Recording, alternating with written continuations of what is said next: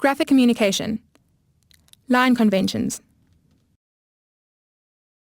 Graphic communication is using skills and techniques to record and communicate the shape and size of a product.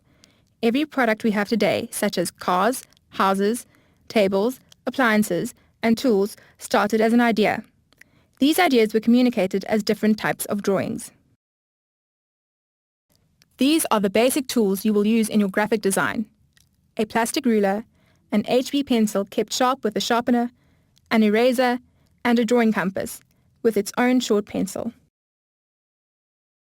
Graphic communication is a universal language that can be understood by anyone, regardless of the country they come from. To do this, we need to understand different techniques called drawing conventions. Drawing different line types is one of these conventions. We will look at 4 different line conventions as we draw this block with the 2 holes through it. In technology, we will mainly be drawing on A4 paper, which is about 300 millimeters long and 210 millimeters wide. This is rather small, so we need to ask ourselves, will the object we are going to draw fit on the paper if we draw it the same size, or do we need to draw it smaller using a scale drawing? Let's look at our block with the holes. In our drawing, we will show the outline shape of one side as well as the 2 holes through the block. To do this, we will make 2 flat 2-dimensional drawings showing the front view and the top view.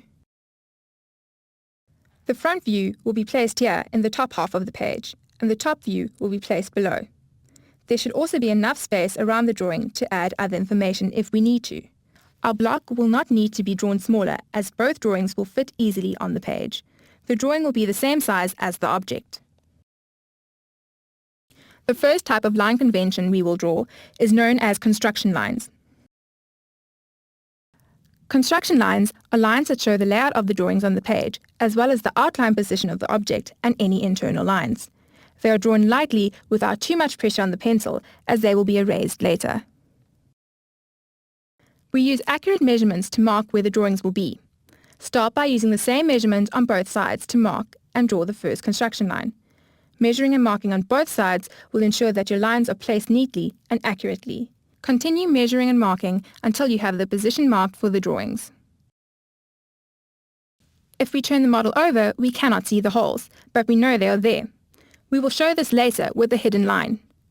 Draw light construction lines from the edges of the circles to show their position in the front view drawing. The construction lines are completed. We now use the next line convention, the outline. The outline shows the outer edges and any inner lines, which mark the shape of the drawn object. The outline is a darker line with more pressure placed on the pencil when drawing.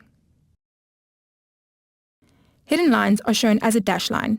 These are drawn neatly and carefully with an even spacing between the dash and the spaces. The center line is drawn as a chain line, that is, a dashed dot line. When marking the center spot on the circle, 2 dashes must cross each other. Center chain lines are also drawn going past the outlines. Our drawing is almost finished.